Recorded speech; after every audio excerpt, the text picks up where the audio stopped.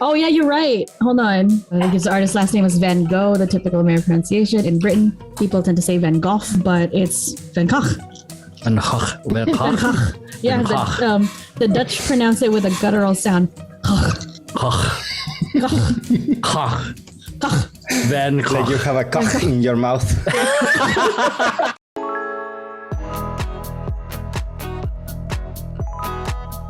What's going on, everyone? Welcome to another episode of Vision Paradox After Hours.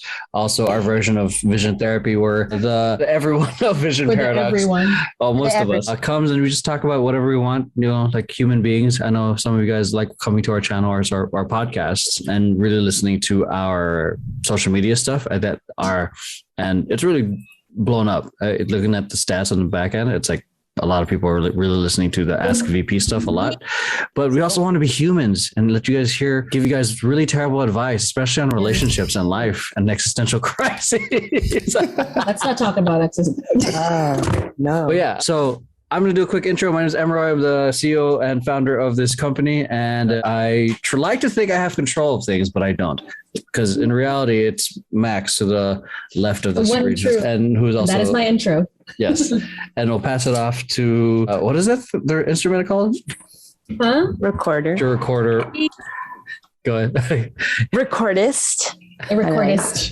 The flautist. The flautist. Whatever you want to call it. So, yeah, that is Rosie. Go ahead. Actually, you go ahead. Sorry. Hi, everybody. My name is Rosie. I am a social media assistant on Vision Paradox. And I guess I'm part of like Temper Tantrum too. So I don't even know who I'm like representing today. Oh, but God. I guess it's She's like important. both. Like I do both. You should have saw how she was when I was talking about Vision Paradox and Temper Tantrum during the Temper Tantrum orientation. I was talking about, Joey, Max, 50 people help. I completely ignored Rosie. And I was just like, hello? hello. All your shit getting scheduled. Hello. All the content going out. Hello. It's actually going out. Hello. All right, it's passing it off to former FBI agent with a rifle in the back. Oh shit. I always forget. He's former CIA. What the fuck are you telling me? Yeah. Hi, Former my name is CIA. Camilo. Yeah, I'm the editor, one of the editors. And yeah, I usually try to play it cool. I don't use vision therapy for myself, but yeah, here I am. I don't. Not skipping even one session. Let it go. Next up, the one who's free and out and about in the world. Yeah.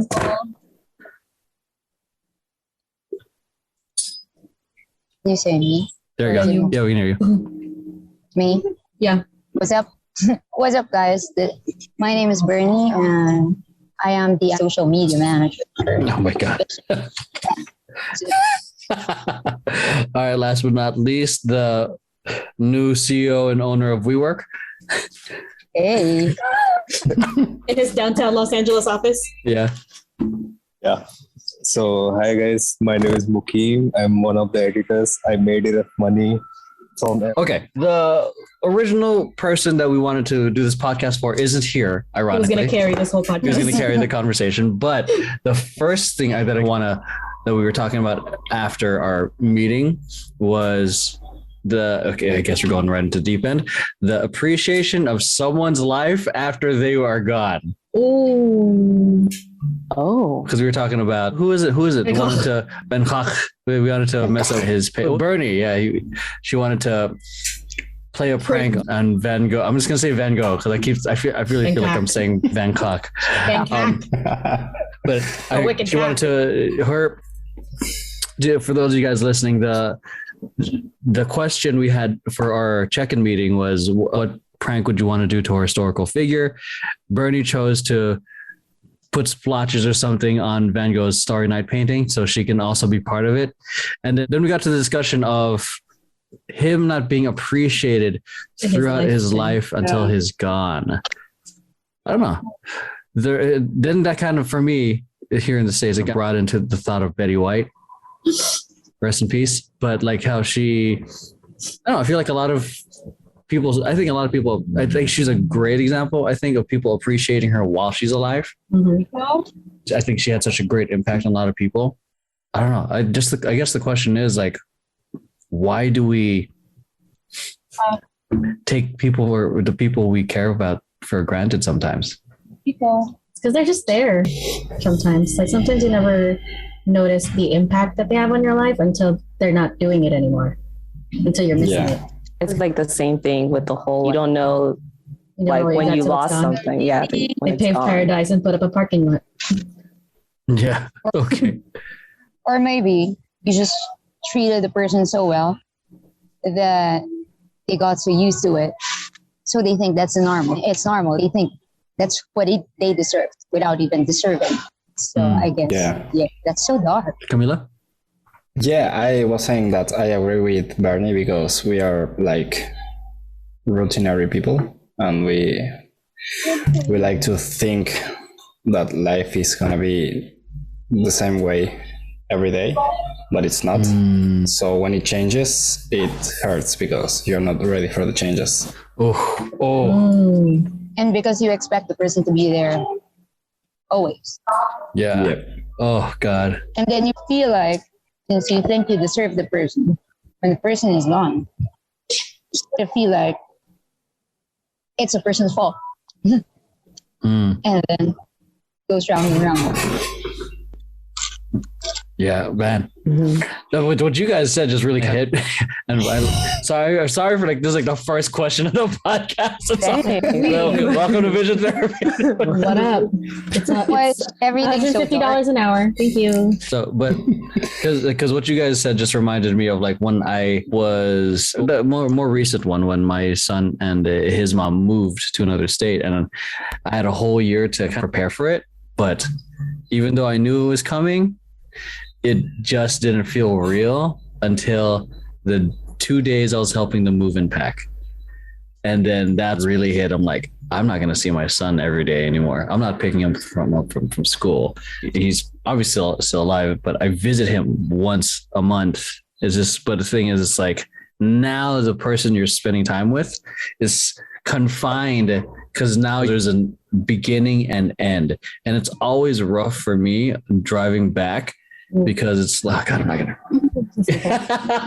not gonna do this right now, man. We're gonna do this. Therapy. We're gonna do this. Whoever's editing this, zoom in on his face. Thank you. Yeah. it's always rough because it's like you it's time you don't get back, and then I don't know. Okay, I stopped just in time before the waterworks came, but yeah. I don't know. That's just an interesting thought and a good question. I thought I'd hear you guys. And anyone else want to add anything to that? I think it's also because we just forget that time has an end to it. And especially with our loved ones, we just like go by every day. Like, oh yeah, I'm going to see them. And I think, especially with like COVID, I think I talked about this before, like especially with COVID happening, like a lot of people thought they were invincible for the longest time. They were like, oh, I'm not going to die until I'm like 85 or older because the average lifespan has gotten longer and longer with like modern medicine and shit. And then COVID hit and people are dying while they're young. They die suddenly, like they're healthy and they got COVID and died. Like it threw mortality into everybody's face, like the possibility of mortality, like an early end to their lives. It's just like, it makes you want to fucking live, man. But like, it reminds you that you're going to die. We're all going to die. Memento motherfucking mori. Like, I don't think the Latins ever said motherfucking. Memento motherfucking mori. But like, you get it. I tattooed that on my back. I have that tattooed on my back. And then you can take that and you can either use it to get as much as you can done because you're like, oh shit, I'm gonna die, or you can use that and like, oh, I'm gonna die anyway. I'm just gonna live, however the fuck I live, make mistakes, try not to die, but you'll die anyway. Oof. Just do it. Just do it. Everyone dies. We're all gonna die. Watch TV. Like, God. Yeah, but also maybe it's not about the ending, but about learning. Like whenever you learn something, you have to make a mistake. Yeah. It's very weird to learn something before making a mistake. So I don't know. Some people some experiences are part of the process. I think your first girlfriend or boyfriend is not going to be the last one, like 99% sure. So 9% of the time that's not going to work. yeah, like almost every relationship in your life, like romantic relationship, will fail except the last one. So all of them are important, but not for the same reason, I think. Damn. And I got very dark. Very I'm fast. gonna, yeah. It's only 10 minutes into the podcast. I'm just gonna clip that. Just like with most of your relationships, like they're not gonna work. Just that part. Camilo on relationships, they're not gonna work. They're not gonna work. None of the relationships are not gonna work. And I'm like in the background, like just gonna force the color grading to be like super high contrast. Deep fry it. I'm gonna do that meme from Incredibles. Yeah, one's gonna be Camilo in a relationship, Camilo's perspective on relationships. Yeah, with Hans Zimmer music. Yeah. Oh my god, the Hans Zimmer music, or like some of the analog horror like sound effects. Yeah. Okay. So I really want to dive into this real quick. Switching topics now. Mukim, what the fuck happened last week? Ooh. Oh, you're lost your phone, lost your laptop. This sounds like your own version of The Hangover. Right? Was there a tiger in your room? I didn't lost it, but I just didn't knew where it was. I was drinking it, and around 8 p.m., all of the drink was, nothing was left. So I took the bike from someone, and I was going to one police inspector stopped me, and he was with that device which we used to check if someone is drunk or not. Yeah, the breathalyzer. Breathalyzer. Yeah, breathalyzer. Yeah, that one. So he was like, blow in this, and I was like, sir, I'm telling you, I'm drunk. So he was like, no, you blow. So I'm drunk. No. Let me decide you're drunk. No. That's a power trip. I 5 times I told it I won't blow in it, but I'm telling you I'm too drunk to drive. Please charge me anything. He took me to the police station. Then some people was waiting for me for the drinks in the hostel, and they were like, "Where's Mookie?" and then they called me, "Where are you?" Then I told them that I'm in the police station. I got arrested. Then they come. So it was fucking crazy. The 1 week I was checking my phone, and I just found out I have pictures with everyone kissing them on their head with strangers. Wow. Do you remember any of that? No. Damn, dude. That sounds like a great night. Dude, you are like living it up right now. 23-year-old me is very proud of you. Yeah, me too.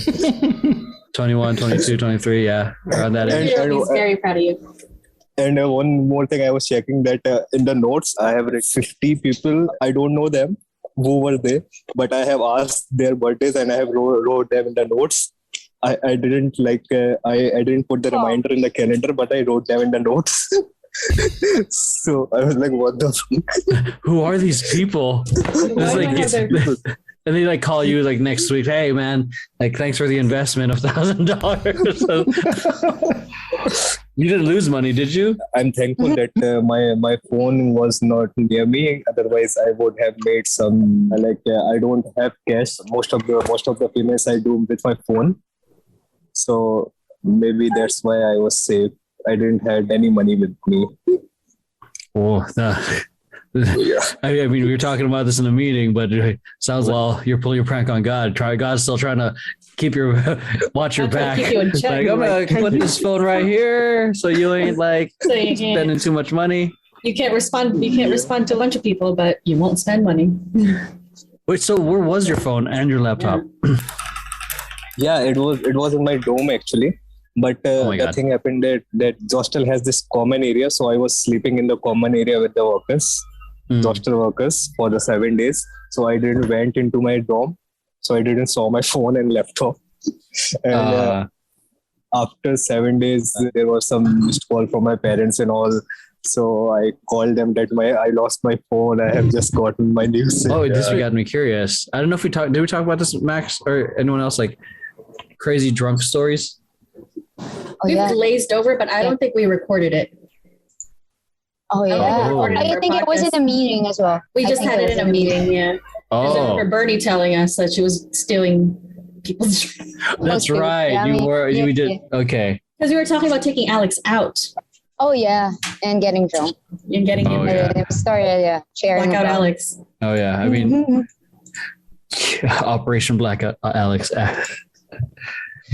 Well, Operation Blackout Vision Paradox will just be paradox without the vision. So Oh There ain't gosh. no vision. we blacked out. And there's a puppy. Okay. So, Rosie, you don't drink that much. You don't do the whole drunk thing, right? No, Okay. never Good got girl. drunk. Good That's girl. fair. That's fair. She makes great decisions. Be responsible. She makes Learn from- great decisions. Learn from Learn us. from your grandparents over here. I know. I think it's the whole thing of I like to stay in control with the Okay. things I can control. Okay. You know? That's fair. That's how I feel sometimes. Yes. and you And then lose I all drink. that control. Yeah. Oh yeah. That's yeah. Sorry. What is control? Like the once. Yeah. There's a certain sense of euphoria. But the sacrifices, control, and inhibition. Yeah. Yep. And that's how. Like, Yeah. Good. The only reason I cook is because I feel like I'm in control of something in my fucking life. Oh, that's a good. Okay, that's a good one. What is something that you guys do to help you feel in control when things are feeling chaotic? Work by myself. Ooh, vision therapy 101. I cook. I play The Sims and Animal Crossing. Because I'm literally controlling a person's life and playing God, especially The Sims. It's like, oh, you want to go to bed? No, you're going to learn the piano, motherfucker. And they're like, Yeah. Oh, you're tired. You're tired. You're tired. You're You're tired, you little bitch. You're learning fucking piano. Yeah. What else? I think I cook and I train because I don't know, it helps take off bad energies. Mm. Me, I drive.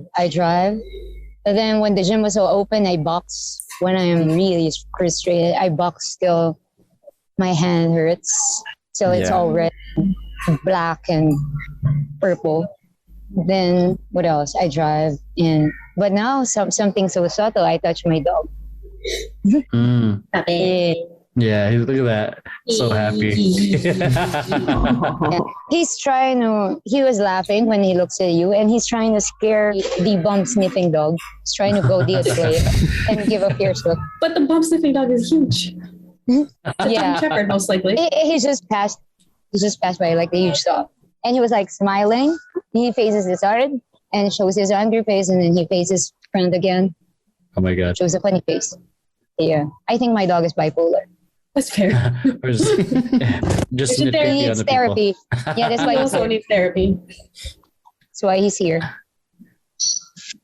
For me, the obvious thing is work, because it's Also. yeah. Same. because it's like Work that I want to do. work that I want to do.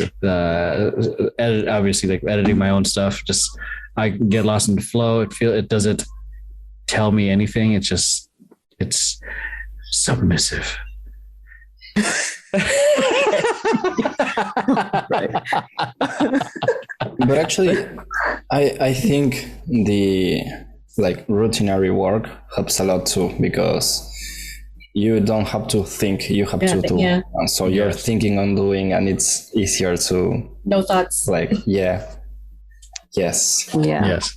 The same for me with the work I have, because it's Vision Paradox, and then I have my scanning inventory job that's on my schedule too, and then the streaming app Bigo.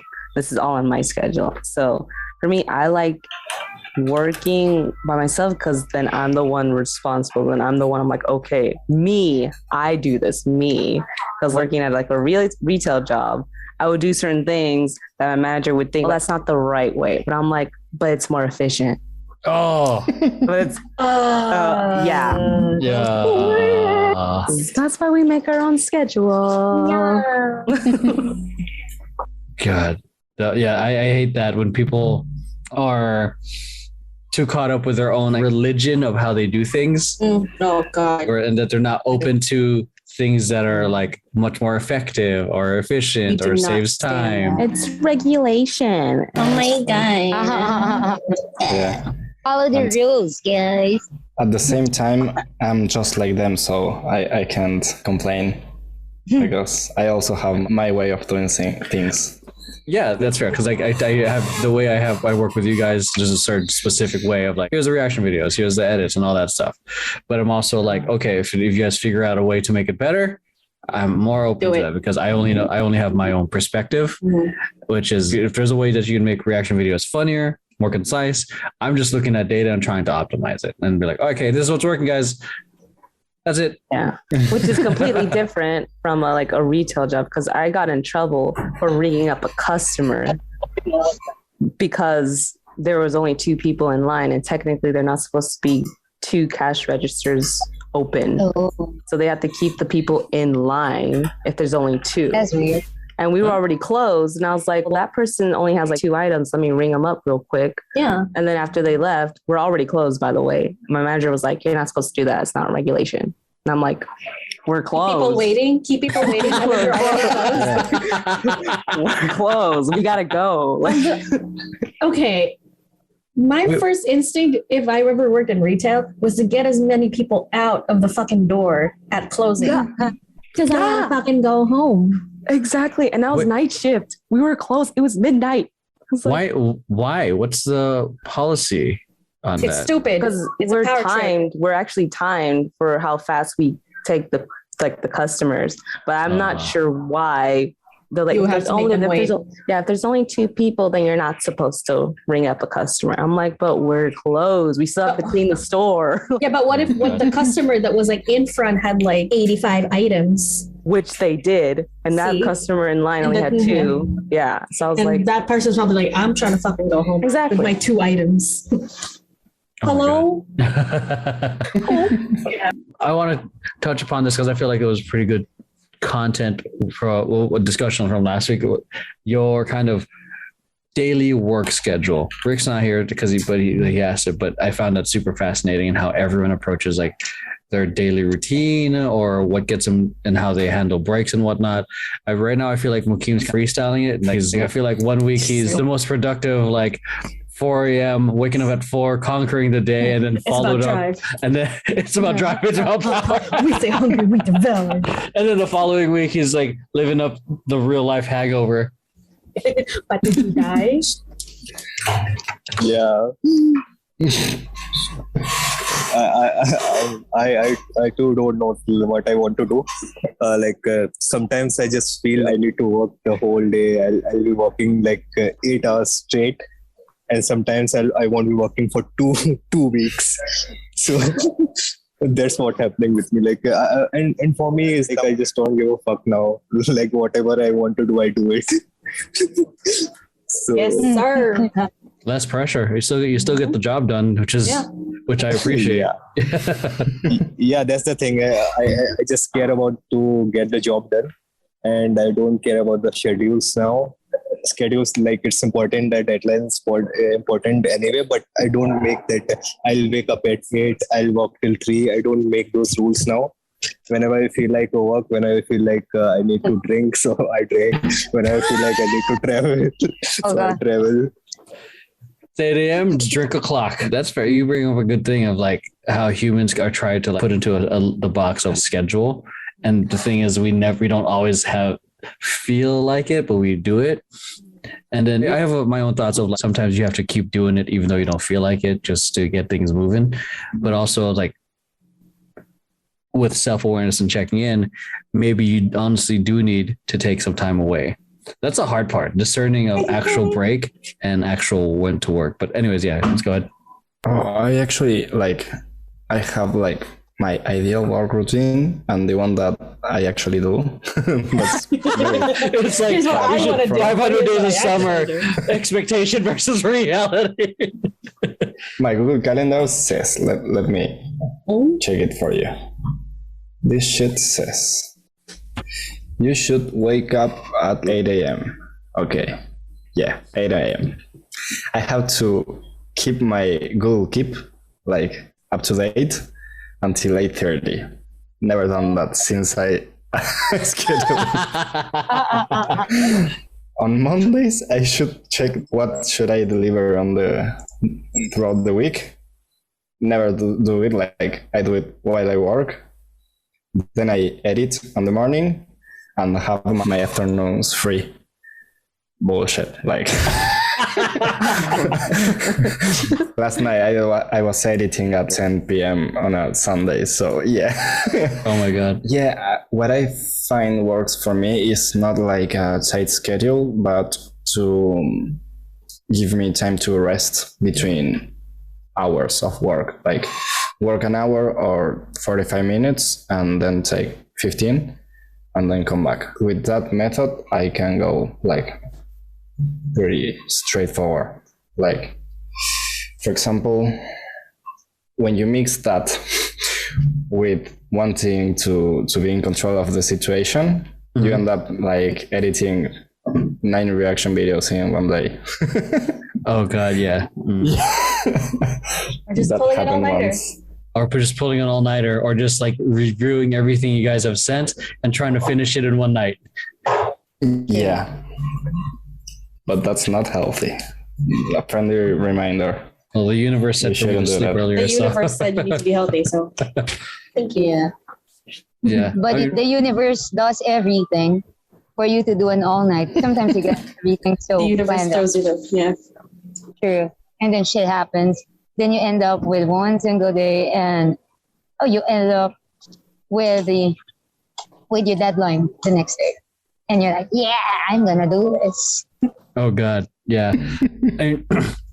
My calendar is similar. Like I feel similar with Maxine. Like I used to wake up at 4 a.m. I had to wake up because it was because like at 3 it was a hard stop. I was in dad mode. That was when my son was living here.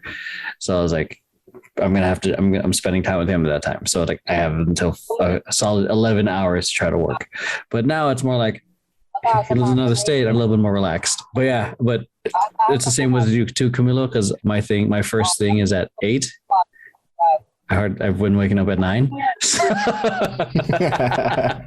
But it's more so like I generally use my calendar more as a guideline. I was like, okay, here's the things that I want to work on. I kind of feel out my priorities. If I feel like item number 1 needs more time, I'll push certain things. But for me, it's like having the calendar means it's for sure happening. Like I almost didn't work. I almost started working but Max reminded me that it's my day off. And if for me, it's more like if it's not on the calendar, it's not happening. So it's more like it's happening, take a break, or this is happening. I have an interview or something or whatnot.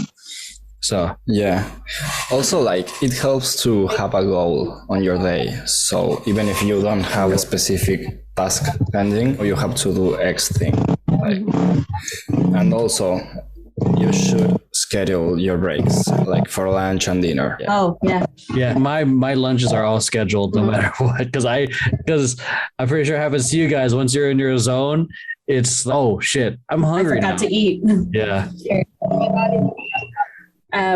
So I try to stay on I don't give myself a schedule because I know, but I give myself a hard stop when it comes to working my day job. It's 5 p.m. or 5:30. I'll move to 5:30 sometimes, depending on how busy it is.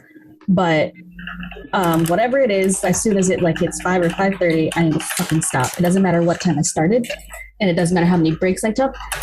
Like I need to stop there because that's when I turn off from like them. So I try to wake up at 8. I set an alarm for 8. And then I go back to sleep. And then I wake up at 9.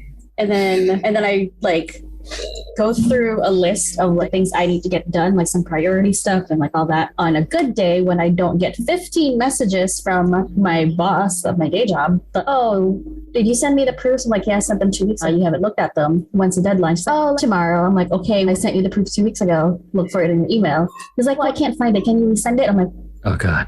And then she takes forever to review it. And then after taking forever to review it, she's like, these look great, but I need you to change the whole thing. Oh, shit. Yeah. It wasn't like, oh, move the logo over or whatever. It's like, change the logo color, change this color, move this over, change the whole text. I'm like, everyone's collective cringe right now. That was great. And this was at 9 a.m. this morning. Everywhere I saw me, like, fucking, I was also like fucking working through a hangover. I was like, yeah, I was like, no. And then it just kept coming. So like that doesn't happen. I just like work through my priority stuff and like do all that. And then I take like a 10-minute break in between and then work another hour, then take another 10 minutes. If it's a day like today, I schedule a cry for like 30 minutes and I missed it today because that's how busy it was. I had a half-eaten quesadilla, like just like sitting on my desk. It was getting cold and my fucking Google Calendar goes, "It's time for your cry break." I'm like, I can't. I can't. I cannot do this right now. So I just kept working and I'm like, I missed my cry break. This sucks. You know, it's interesting. I didn't even get to have a proper lunch today. I was just like, I guess I've just been working all day. Yeah. Oh my God. Yeah. I think what's interesting because I feel like half the things we're talking about is like completely I don't know if this is the proper way. If I'm using this word. No, I feel like I don't know if I'm using this word, the antithesis of all these motivational speakers. Yes. Wake up at 4, wake up at 5. We're like, wake up. You're just start work with it when it feels good. Check in. You feel good to work out. Check in. You really need to break. Because I think with a lot of these motivational stuff, and I'm like, because I recently learned more about it, is like a survivorship bias. Oh. Like the ones who are absolutely killing it, but no one knows the story of the people who tried to do it but failed, or the people who are still trying to do it. Some people are trying to wake up at 4. Some people are trying to read all these fucking books, or they're still trying, but they're not. But these are the stories that are untold. And I feel like what we're sharing is like we're not the survivors at all, but we're like, we're sharing a more. I feel like a much more practical, more relatable scenario because we're not like 1,000% motivated to wake up and kill it. Obviously, like I think from my experience of working with all of you, like you guys kill it in what you guys do, and you guys are very high performers, but also very human, and acknowledging that we're like, sometimes I need to schedule a cry. Sometimes making a schedule is fucking stupid. It's just like got to go based off of it. Because at the end of the day, it's the results we deliver. Not the schedule we live by. To get it done. Yeah. And there are times where I'll have like a lot of stuff lined up for VP because like Emeroy has the automated stuff and they'll just pile up or whatever. And they're not due for like the next few weeks or something. And I go through a manic. One night I went through like manic episode for some reason. Like I could not sleep. It didn't matter what I ate, what I drank, what I smoked, what I took. I was just awake. My brain was just like, no, we're going to keep going, bitch. I'm like, keep going on what? Keep going on what are we thinking about? Everything. I was like, so at literally 7 a.m, because I haven't slept a single wink yet. 7 a.m, I got up, turned my computer on, started fucking working. And then I finished like what would have been like 2 weeks. And then I fell asleep. I was just like, oh, okay. So I needed to channel all this shit into one thing so I can exhaust myself so I can finally go to sleep. It is not healthy. Don't ever fucking do that. If you're going through a manic episode, I'm sorry. There's no cure. It's actually very funny because I do the same shit and I go to sleep and look at the roof for 3 hours and then like, if I'm gonna be awake, I might as well work. It's because I was either gonna play Sims or work. I chose work. I was just thinking about what Emeroy was saying about the motivational speakers. I think that's one of the reasons why people nowadays get more depressed is because they have access to all those shit. Because what tends to happen is my partner's eldest got depressed, right? And he got really all the way down, knocked off depressed to the point of psychosis. And I could see, because I see what's on his watch list and shit. It's all this motivational shit. And he always, I remember him when he was staying with me, he kept on telling me, why am I not pushing myself hard enough? And I'm like, what? You're 15. What do you want to do? So he was giving out all those, all this motivational speaker that I know people who are watching too. And so I started saying, kill it. Stop watching them. Because that's not your life. You make your life. You do what you want. That's their life. That's their life. Because I was telling him, if you wake up at 4 a.m. and you don't have anything to do, it's going to happen. You're just going to end up sleeping grumpy the whole day. And I think it works the same way for work. If you wake up at 4 and you're not in the mood to write, to edit, and you're just going to fucking stare at that stupid screen till you get that mood, which is in contrary to what you're saying, that it's more productive because you waste like an hour. Yeah. I think like the access to this motivational speaker giving more people reasons to be anxious about what they're doing instead of finding their own thing. Because we're born to find our own thing. We're not born to copy. Why would you be human if that's your They're point? They're good for like aspirational stuff. Oh, true. Maybe I can do like that someday. Yeah, but also if you want to do something, then you can do something, and if you can't, it's because you're not working hard enough or you don't want it bad enough.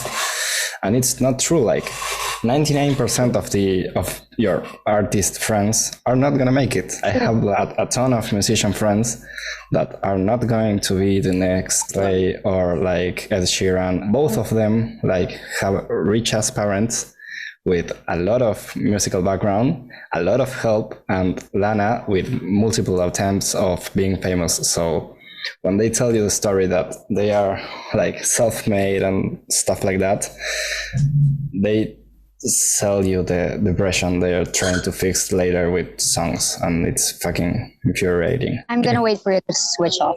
Okay. Go. Mukim, you're up. Yeah, in India too, there are self-styled godmen who are millionaires. And when you look at it, India has the most number of depressed youth in the world. So people just like to hear something that makes them feel good. They do not want to take action. So there are many crazy superstitions in India as well. If you guys have seen them, there was one Jesus statue in Kerala state in India. So water was coming down from the feet of the Jesus statue.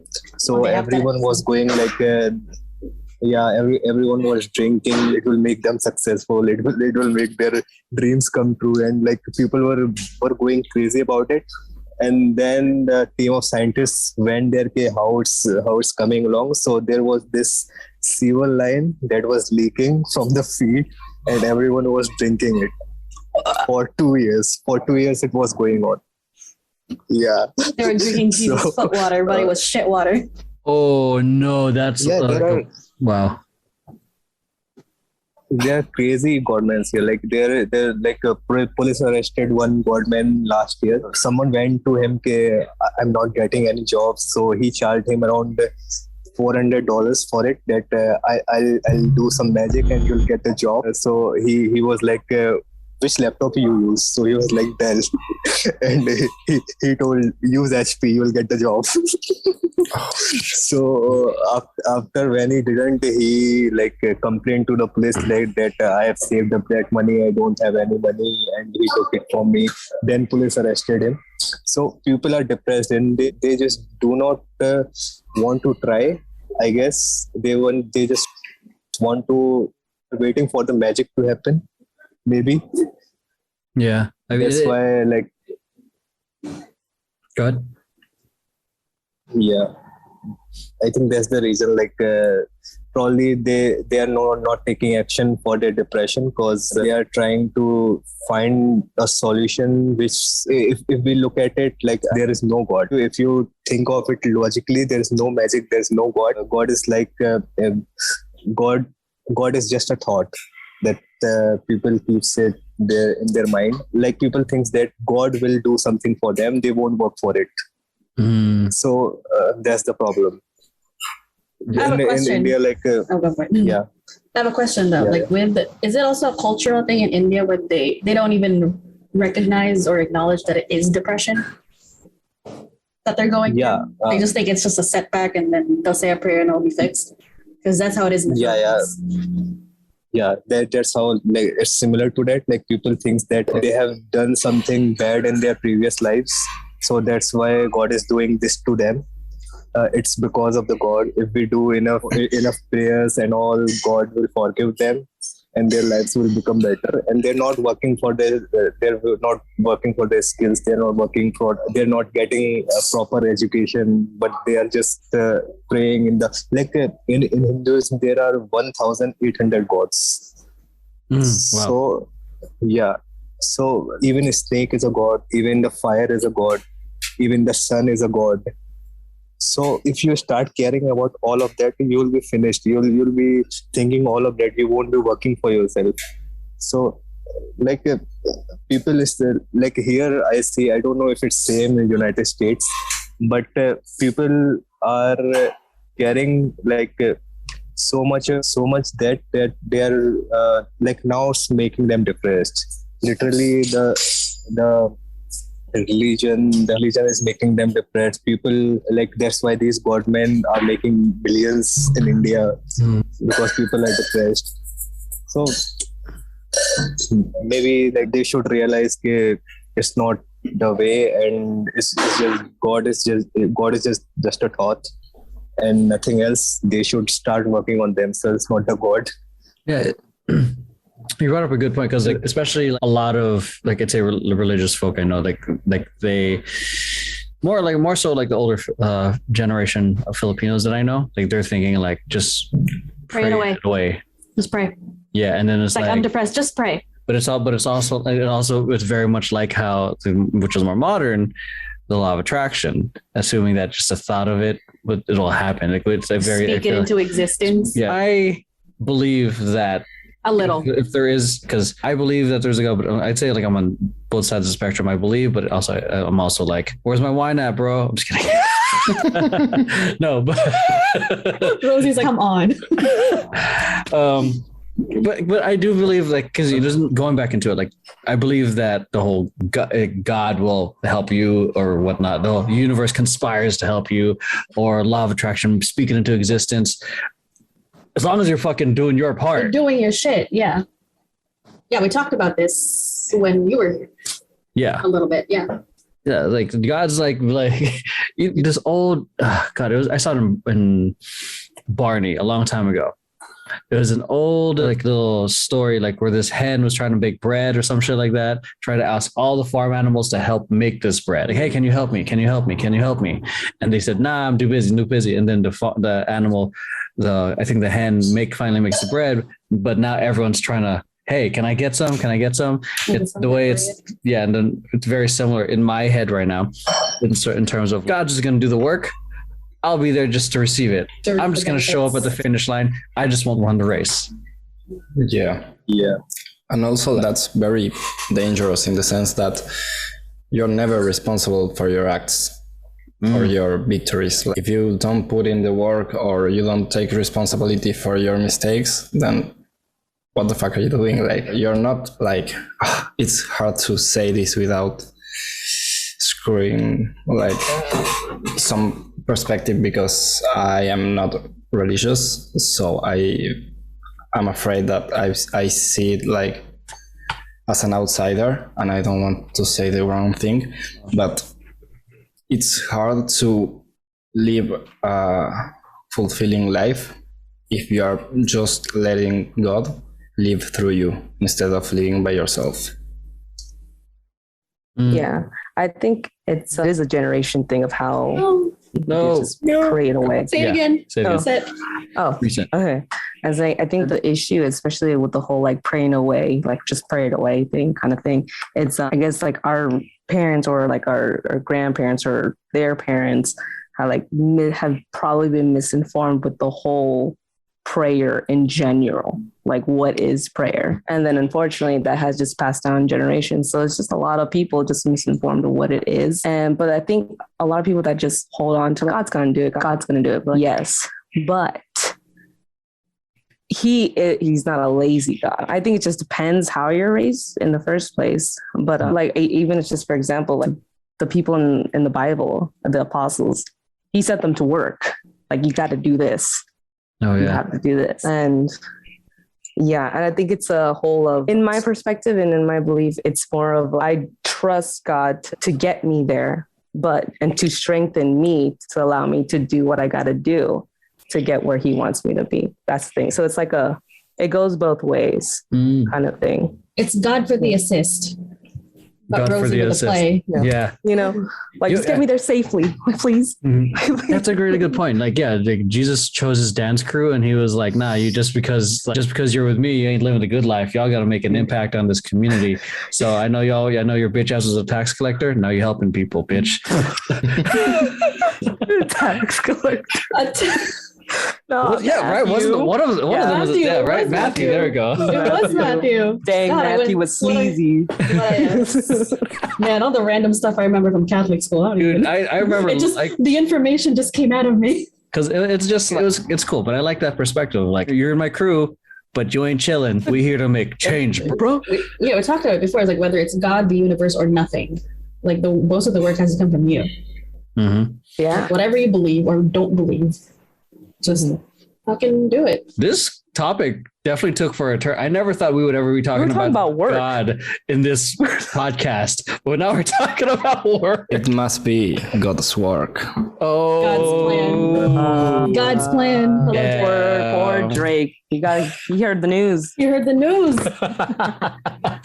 News. ASAP Rocky got there. I think because one thing that Mukim said, this one guy that's just scammed this other person. Yeah, I'll do some magic and some shit. It's similar. I think I think it's a fucking disease in the internet. Is these fucking snake fake oil salesmen, motherfuckers, and even worse now in the crypto space. I don't know if you recently heard. Like, there's one guy named Ice Poseidon. He recently. I think that's what his name was, but he recently came up with his own community coin. It was meant for the people, very altruistic, like all these fucking influences are, and then he fucking rug pulled it. It was called CX coin, and then so that's all just the amount of scams, that people are putting up there because there's people that are desperate to get out of a shitty situation, and even more so like people who get into MLMs or people who get into fake gurus, people who are like, say, drop shipping or trying to give you the fake entrepreneurship lifestyle, but with these Lambos and whatnot. They're so like, and their target market is more the people who are in tough situations that they and those people just want to become a millionaire in a night. People have that kind of mindset. They don't have any patience. So that's how these fake gurus are working. Like they're like, take this course. I'll teach you one trick and you'll be millionaire in 10 days or 15 days. So people just like it to be quick. They don't have patience. That's how they are minting money. Yeah, because if they were so successful, why would they want to give away the secret sauce unless majority of their income is coming from selling it? Yeah, and if they are making that much of money from trading or drop shipping, so why they are wasting time in making courses? Yeah, as simple as that. And creating also, more competition for them. There is one thing that gets me real mad, that it is when poor people or medium working class people, working class, like when they defend billionaires. Oh God! Like, let's talk about that. Nobody gets billionaire by working like honest work. Nobody. Like Jeff Bezos. Like last week in the news, it was the reporter telling like how many stuff did he rob from the tips and the money that people thinks is like going straight to the worker, and it's not, and the tips are not going 100% to the workers, and people keep dying in the stores, and tornadoes keep smashing factories, and it's like, bro, nobody gets billionaire like being a good person and working really hard and waking up 6 a.m. Yeah, that's the thing. Because I feel like some of them actually do the work, but they end up getting lucky. Some situations, just the stars align for them, or whatever the fuck. Like they got lucky. Not everyone's going to do that. And generational wealth plays a big role in that. We just need a lot more Mr. Beast in the world. Cause holy dang, he's probably one of the most wholesome big YouTubers out there. Like, we'll talk about Mr. Beast in a second. And he did the smart thing and did not move to Los Angeles. Yeah. Then just to bounce back onto these fake gurus, and then also going back to the motivational speakers, and how they use that to say you're not working hard enough. You're not putting the plan to work in our course. It creates such a negative cycle, and then it goes into I'm not doing it because that's the thing with these courses. They again survivorship bias. Like they'll only tell the top student that's making X amount of dollars, but they won't show the rest of the students who are fucking in debt. I don't know if you guys watched just one guy named Coffeezilla. He exposes a lot of gurus. I really got into him when he was trying to expose Dan Locke. And then he was trying to he has interviewed some survivors of this. He even interviewed the girlfriend of someone who committed suicide because they got into debt trying to get into courses. Yeah, they some people would literally go into credit card debt. They would take out bank loans to get into these courses just because they're getting upsold. Like you enter this low $97 course, then $2,000 course, then $5,000 exclusive membership shit, and then next thing they know, people are in massive debt. Just defaulting on loans. Yeah, and it's sad because it's they're selling these fake gurus are doing that, and then they're trying to use motivation. You're not doing it hard. You're not working hard enough. You're not hustling, whatever. They are. They're hustling, but they're not, getting the same results because they have a different situation. And also whenever a peer or someone gets in a get rich quick scheme, they try and sell it to you or someone they know from your same class, and it doesn't work. Don't come try to rob me. Go somewhere else. It's the moment you put money or the illusion of money on the table, their dignity and their values goes out the window. It's super annoying. You're not gonna get rich. You're gonna get lonely. Yeah, lonely and poor. Yeah, just to add to that, especially with those types of things with recruitment, the thing is now you're talking about such a touchy subject, which is money. Not everyone's comfortable talking about that. And they're and especially if you're trying to force it on someone and they're not ready for that conversation or even open, you can easily lose that friend. Because there's a saying, if for example, MLMs, they're most famous of recruiting. There's a saying, if you join an MLM, you'll eventually join the NFL, which is the no friends left. So, yeah. Go ahead, Wakim. Yeah, I wanted to tell a story. There was one man who contacted me on Upwork. He sent me one script and he told me, can you hire one person to speak this on the camera? And the script was I'm a deceased cancer person. I took this pill and now I'm okay. It was pretty shitty. It was it was very bad. I don't remember the whole script. I lost my husband to cancer, then I lost my father to cancer, then I was having cancer, and then I bought this pill from this doctor, and also people are making money out of that. Then I started researching about it. They are making fake testimonials, and it's very crazy. The internet, one of the negatives of internet or easy marketing, the ads are very cheap. So one of the negatives of that is this kind of people, they're actually using it in a bad way. Yeah, they're fucking it up for all of us, dude. So I mean, that's the thing. That's the thing too. It frustrates me. The whole when it's people the minute they come up with some blatant lie, crazy promise, $1 million in 6 months. easy leads and sales. Yeah. But if we're being honest with real, it's so much harder to get leads. And that's the thing. Like people, God, yeah. I'm liking this conversation.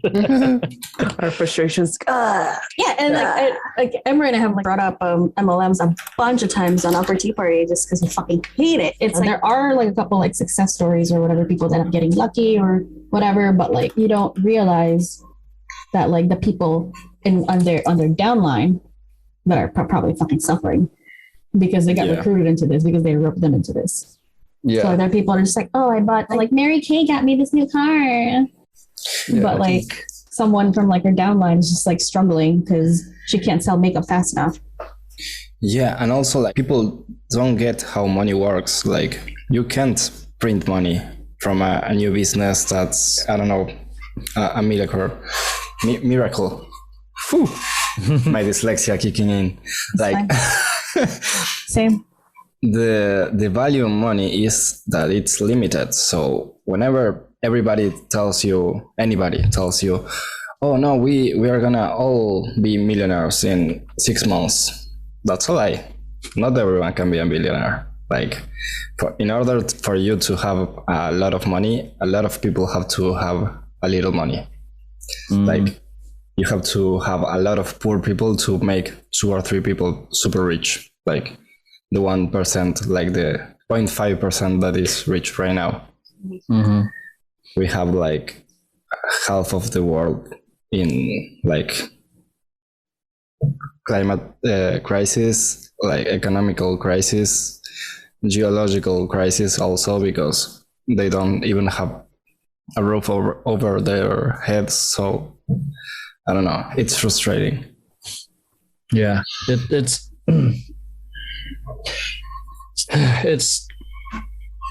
I lost my train of thought. I'm sorry. I just like really just got in, because the minute you started describing everything, I'm like, oh shit, like because the reality of it. And I think it's, I remember it. I honestly think we need some like motivation for the regular. Hey, it's okay that you're. I think there's a lot more of that showing up on Instagram. Like, it's okay if you're not like, feeling motivated today. It's okay if you're tired. It's okay if you don't. Think the whole thing. I follow these. Yeah. Go ahead. No, I follow these pages that they post like motivational like things, but like for people going through a lot of shit, like for depressed people, for like anxious people, me essentially. And it's like you can't you don't feel like you can make it into the shower. Wash your face. You can't clean your room today. Pick something up and put it in the garbage. One thing. Can't do all the dishes. Do one dish. Yeah. Or if your dishwasher sucks and you have to rinse your like dishes before you put it in to use it, run the dishwasher twice. Like why would you like waste your time trying to do that? You can just run the dishwasher twice so you don't have to think about it. Like at least it's getting done. Get it done. Fuck the rules. Yeah, that reminds me of a saying from one of my favorite Stoics, Seneca. He says, sometimes, I looked up so I don't fuck up the quote. So sometimes even to live is an act of courage. Yeah. Yep. Because, shit. And I don't know. I guess it goes into the whole personal development industry. It goes because it's like people go into seminars all the time. And then they only, like what Maxine said earlier, people are only watching it or going or listening to it so they can get the little high, but never do anything. So it's just like, I think it's a great industry in the sense who actually do it. Cause I was in it for a while. It's like, Tony Robbins stuff, these leadership workshops. And the thing is, I was hungry to use it. I wanted to figure out how to level up my game and shit and destroy everyone, but just kidding.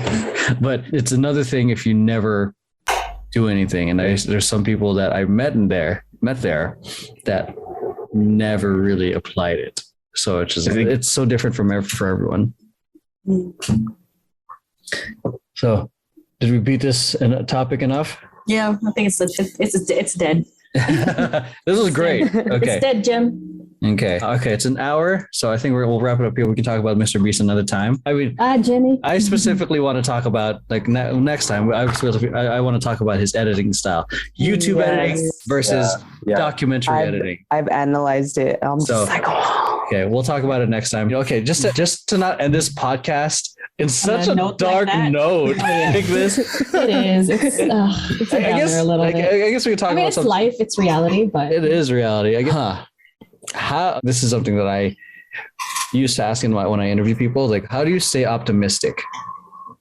Oh, I do have an answer to that. I'm barely optimistic. Like, I'm always cautiously optimistic about something. If I'm like going through like a huge like life change or whatever, it's fucking scary, and then my fucking brain just goes through 15 scenarios where everything fails or whatever. Like, it's scary, and it's easy to just be like, pessimistic about it and just be like, it's never gonna work anyway or whatever. But like, it's more, I sit myself down and yell at myself and be like, how much do you want this? How much do you want this? Do you still want this? So get fucking excited for it in some way. Get fucking excited for it. No, just get fucking excited for it. You know, what do you want from this situation? Like, your ideal situation from before doesn't exist anymore. So you're working with this now. What from this do you want, and are you excited for it? Like, is that what you really want from it? You think it's possible, then get excited for it. And then it's not just going to happen. It'll take some work, but like, at least there's something to look forward to. Okay. I think I can definitely relate to that, because you mentioned that like the original vision you had is different. Yeah. Like original vision paradox is different. Like mine was like, my original vision for my family was traditional wife, kid, not happening. So I had to figure out how to be different. Oh yeah. Like for me, it was, I had to figure out when you lose something or when you give something up, it also gives room to gain something. So I had to figure something else out about that. And what I try to do, because I'll be at like, there's things like, oh, I want to do this. And it's very big, lofty, pie in the sky kind of goals. But the thing that keeps me optimistic are the things that are very grounded. For example, Max is going to be here in 10 days. So that's like something to look forward to. 9 days. So it's like, so it's very grounded, like, cause I'm optimistic because there's something for me to look forward to that is going to happen for real. I enjoy doing rehearsals. So like just to hang out with everyone that loves dancing. So that I know I'm optimistic because there's something real that's going to bring me joy. And I think that a lot of people don't plan for their own joy. Or they don't make time for that. Like one of the things I took away from like a Tony Robbins thing was like, plan out your vacation already. If it's already set in the calendar, you have something to look forward to. So it's like that way it's real. Yeah, I got that from Tony Robbins, but that's what I do. Yeah. Even if it doesn't even have to be like a big thing like that, like an event or like a day, it could literally be like, I'm looking forward to eating the chocolate cake that is in my fridge. Oh my gosh, yes. Or like, you know, if I'm at home, I bought a new video game. It's like, oh, I can't wait to go home and play this game. Yeah. I think I relate a lot with what Emeroy said, because you need to have goals in order to be optimistic, but also being an overthinker, it's easy to derail from that. I think the smart thing to do is to use the overthinking, be prepared, and try to enjoy the process and not just the goal. Because whenever when you get there, you are gonna be thinking in the next thing. So if you don't enjoy the process, you won't enjoy the goal. Yes. Yeah. Very that. Yeah, I try to be like cautiously optimistic. Again, like going back to the whatever, find something to get excited for. Like whether it's lofty or whether it's like coming up tomorrow, get excited for it, but prepare to be disappointed. Yeah, hope for the best, prepare for the worst. So, no expectations. Yeah. Go ahead, Maxine. Yeah, for me, I have a childlike curiosity. Like it may be the same for you guys as well. Okay, when I was at school, I used to be like super crazy. Like I'll from school, I'll go to the ground and I'll play football. I'll wake up in the morning at 6 a.m. because I was super excited for it, and I was not like looking it as a task or just be excited as you are a kid. I would say after 2 days, I'm going to Himachal, like it's in the Himalayas and all. And I'm super excited for it. And I know I do not care like how much work I have. Will I be able to finish? I'll figure it out later. I'll figure it out there. How can I finish the work and everything? but just you should do the things that makes you happy, them first, then other things just go with them. And like when you just start waiting for the stuff, like when this will happen, I'll do this.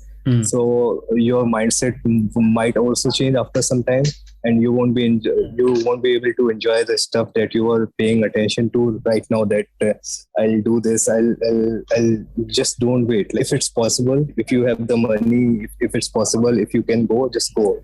If you want to play the game, just play the game. Don't wait for it. And also, like, you work to live, you don't live to work. So sure. I think what you're doing right now, like traveling, is fucking awesome. And I wish I could have that mentality, because I know that's the right mentality and I will also use it on myself at least. Alex was doing that too. He was just like, travel. And I'm fucking jealous of Alex. I'm great giving advice and the worst piece of shit, like taking it. Their advice. I'm taking your own advice. Yeah, I would say just try it. Some of my friends also trying, but they are not enjoying the traveling and working part. So just do anything that you enjoy. It doesn't have to be like traveling is cool, so I'll do this. Traveling is not cool. Like anything is not cool. Cool is what's working for you. Cool, that kind of thing. Yeah. Shit, this is a great fucking episode. All right, if you guys watching this and listening to this, give them all the follows and the likes and the shares and whatnot. I'm gonna keep this ending short. Thanks for watching or listening. We'll see you guys in the next one. Bye. Bye. Play us out, Rosie. Oh, it's like you're not gonna be able to hear it. That's true. There you go. Just one note. Just one note. It was a C sharp. God.